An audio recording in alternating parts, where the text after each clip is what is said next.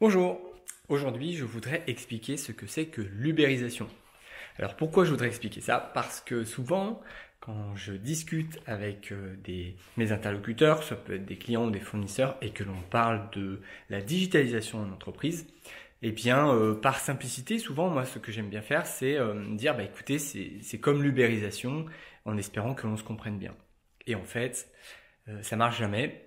Parce que la perception du terme ubérisation par les gens en général est très hétérogène. Et en fait, souvent d'ailleurs, la perception va vers le côté négatif du terme ubérisation. Et preuve en est les récentes vidéos que j'ai faites récemment sur l'ubérisation dans le secteur de la formation, l'ubérisation dans le secteur des transports publics. Alors du coup, d'une certaine manière, ça me fait rire parce que je me dis, mais en fait, c'est assez amusant de voir comment les gens réagissent, et surtout quand la fameuse ubérisation ne joue pas dans leur sens. Et c'est assez marrant de les voir répondre, oui, mais en fait, non, ça marche pas et c'est quelque chose qui est pas bien, etc. Alors, du coup, c'est un sujet compliqué, et donc plutôt que d'en débattre, je voudrais expliquer ce que c'est que l'ubérisation afin de stopper les idées reçues en la matière.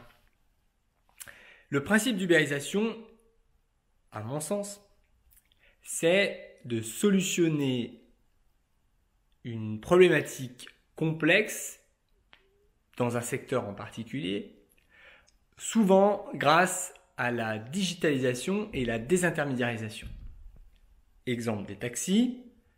Quand on veut prendre un taxi, en fait, c'est compliqué, il faut passer par une plateforme. Cette plateforme a des règles, alors qu'en fait, on veut juste se déplacer d'un point A à un point B, et normalement, c'est pas censé être très compliqué. Donc, c'est ça le principe de l'ubérisation, c'est on a un besoin qui est simple, en face, on a une organisation qui est complexe, et du coup, il y a une incohérence, il y a ce qu'on appelle un mismatch. Et dans ce cadre-là, il y a des gens qui en sont excédés et qui ont envie, par conséquent, de changer les choses. Donc, le principe de l'ubérisation, c'est de répondre à un décalage fort entre un besoin de simplicité fort et, de l'autre côté, une organisation trop complexe. Pour répondre à cela, il y a plein de façons de faire, mais comme c'est dans l'air du temps et comme c'est finalement, il y a souvent une problématique d'argent, il y a des ingrédients qu'on va retrouver qui sont un site internet, des mises en relation entre quelqu'un qui est en début de chaîne et quelqu'un qui est en fin de chaîne. Il y a des prix qui sont tirés vers le bas. Il y a des professions indépendantes, c'est-à-dire des gens qui vont agir, souvent des freelances, quoi. Et il y a souvent des problématiques de big data, c'est-à-dire des grosses quantités de données avec des gros algorithmes de calcul qui vont permettre de solutionner avec une seule règle, mais très complexe, des choses qui, dans les circuits traditionnels, étaient très compliquées. Pour faire simple, c'est ça l'ubérisation. Et pourquoi j'explique tout ça? Parce que souvent, la phrase type quand on parle d'ubérisation, c'est « oui, mais l'ubérisation a été démontrée comme quelque chose de très négatif », premier point, et « oui, mais non ». En fait, les gens ne veulent pas ça, et ceux qui disent ça, généralement, sont ceux qui se font ubériser. C'est-à-dire que l'agence de transport, par exemple, l'agence de voyage, pardon, qui se fait ubériser par Go Voyage, elle va dire, nous on vend de la qualité, eux ils vendent pas de la qualité.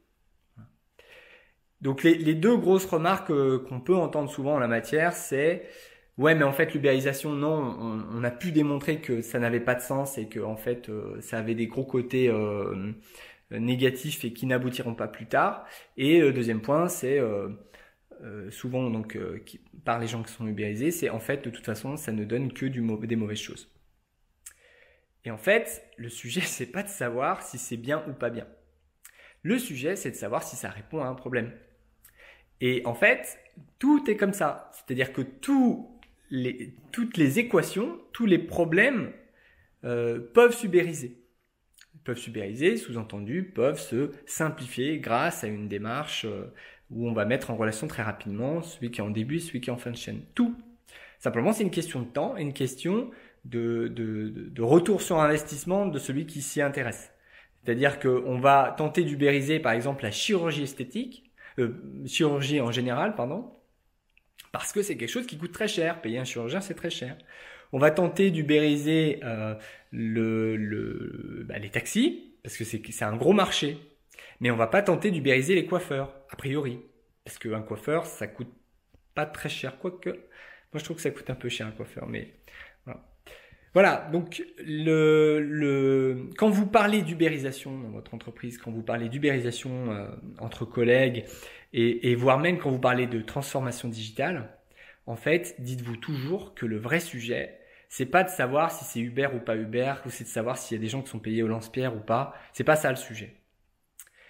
Le sujet, en fait, c'est simplement de savoir si la simplification d'un processus s'impose parce qu'il y a une économie ou une grosse affaire financière derrière. Voilà.